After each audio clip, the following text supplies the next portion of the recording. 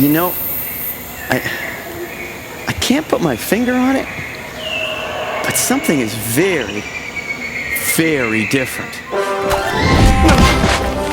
I'm back! Jack? Jack Powers? You know it. No. You stay away from me. No. Relax. Relax. The last time you were here, you said you were going to save me. Then you tied me up and left me with a lit stick of dynamite. I'll be right there. Sorry, I gotta go. No. Can you untie me first? No time. No time. Jack. Somebody needs saving. No. I need saving now. Help! Help! What are you crying about? You're still here, aren't you? Only because I chewed through the rope with my teeth. That's all in the past.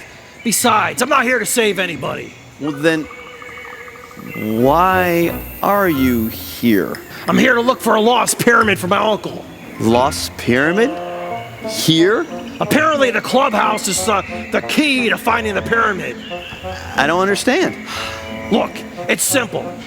Many years ago, my uncle came across a map leading him to the lost pyramid of Emperor Steward. It's been a lifelong dream of his to find the thing, but he's getting too old, so he entrusted me with the map. Wow, that's amazing. Can I see the map? Fine. Hold on for a second. I gotta take it out of my backpack here. Let's see. No. Here, hold this for a second. Oh, here it is. This is your uncle's map. Yeah. The map he kept for years. Uh-huh. The map he entrusted you with to fulfill his lifelong dream? What are you not getting? Why is it all crumpled and sticky? Oh, that's because I had my lunch wrapped in it and I ran out of tissues. Ooh! Don't you think he expects you to take better care of it? What are you trying to say? At some point, he's gonna want that back. And it's gonna look like that? Good point. How does the clubhouse the key to this lost pyramid thing? In due time. I'll let you know in due time. You don't know, do you? No, but I will. Just, gotta figure out some stuff.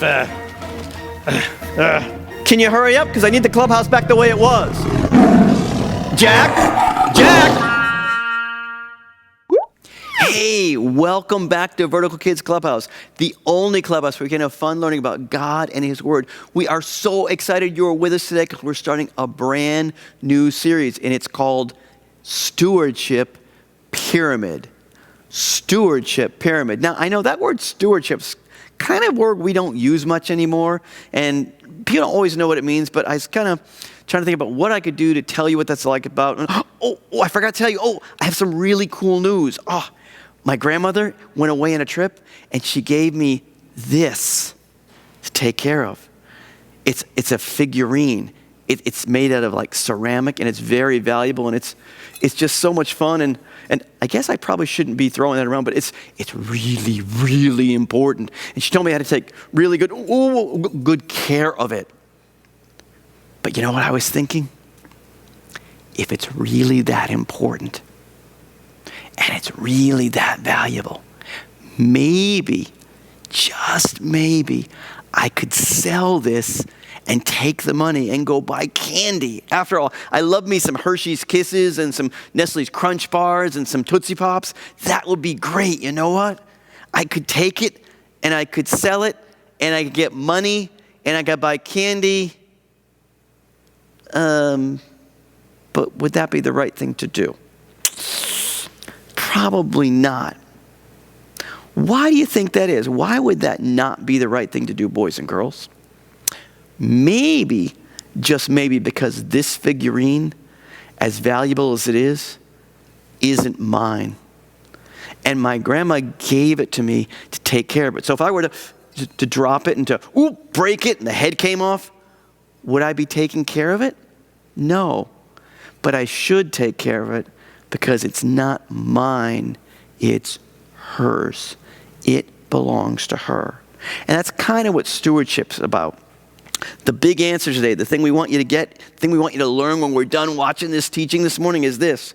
Stewardship is taking care of someone else's stuff.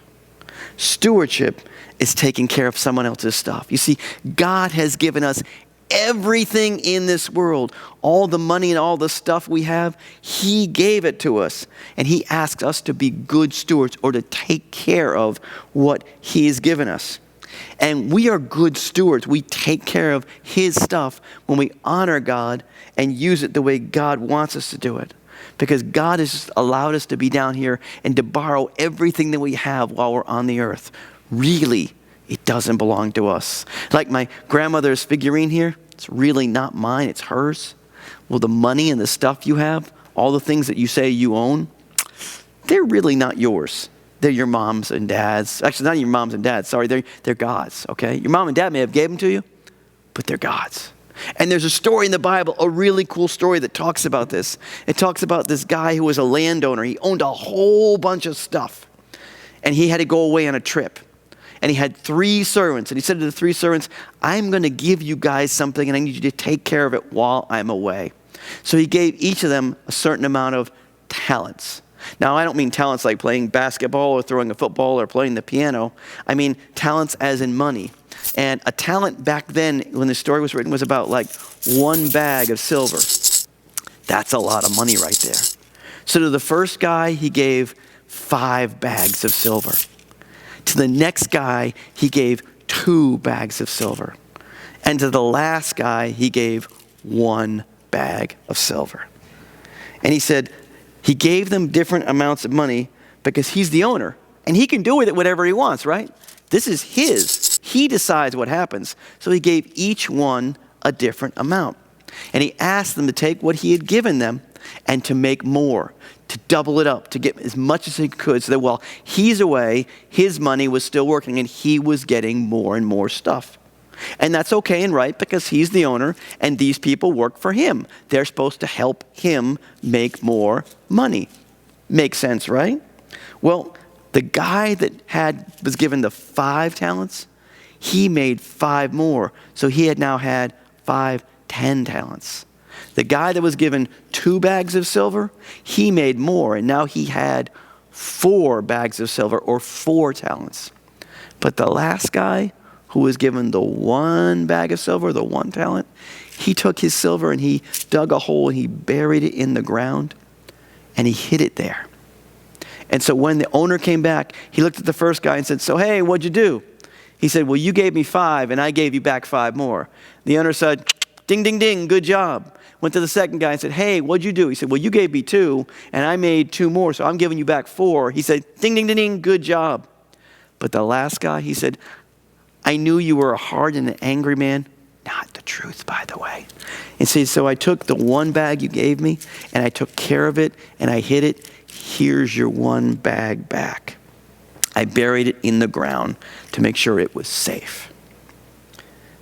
Now, the master in the story, the landowner, he called that last servant wicked and lazy. Ouch. But he said to the first 2 guys who doubled what they had, he said, well done, good and faithful servant. See, in the story, the master's God. And God gives us stuff on the earth. And he wants us not to just take it and use it just for ourselves and just keep it for ourselves, but he wants us to use it and make more. Not more money for him, because God doesn't need money. He owns all the money and all the cattle and all the silver and gold in 1,000 hills. We'll learn that in a bit. But what God wants us to do is to make more of his life on the earth, to tell more people about Jesus, to lead more people to Christ, to love more people. God wants us to take the good things that we have and use them to help others. So in this series, this stewardship pyramid, we're talking about the different ways that you can move up the pyramid and become very much less and less selfish and more much somebody who takes care of God's stuff and uses it to help others. And there is a person in this world that's very, very selfish. Does anybody know who that person is? Is a kind of person. Maybe I'll give you a hint. Tell me if this means anything to you. What do you think this is right here? That's right, boys and girls. It's a diaper. Whoo, Who wears a diaper? That's right. Babies wear a diaper. You know who's very selfish in this world? Babies. Babies poop and they want you to change it. Babies cry and they want you to feed them. Babies cry and they want you to hold them. Babies cry and they want you to do whatever they want when they want it. Does God want us to be babies, boys and girls? No. He doesn't want us to be babies. He wants to be stewards who don't always look to get something, but we look to give something. We're not looking to be selfish and care only about ourselves, but we're looking to be that person that takes care of others. We don't want to be the baby who has like a very small vocabulary and only can say mine, mine, kind of like the birds in Finding Nemo. Mine, mine, mine, mine, mine. Because this life is not all about you.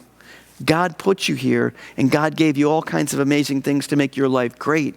But he expects you to use those things to help other people too, to make their life great too. You see, here's something we need to understand. I don't own anything. God owns it all. Say that with me. Say, I don't own anything. God owns it all. James 1:17 says this. It says, every good and perfect gift comes down from the Father above. You see, God gives us everything. In fact, in Psalm 24, verse 1, which is our memory verse today, it says this, the earth is the Lord's and everything in it. Everything we have, everything that's here belongs to God. God owns it all. Everything I have comes from him. And God just lets me borrow it for a time while I'm down here on the earth. And he expects me to take care of what he's given me so that I can use it to help others too. See, it's his stuff. He owns it all. It's not my money. It's his money. It's not my stuff. It's his stuff. He gives it all to us. And just like the servants in the Bible story, God has given us different amounts of time, money, talents, and things. And how we use them is really, really important. See, here's what I want you to get. An owner has rights, but a steward has responsibilities.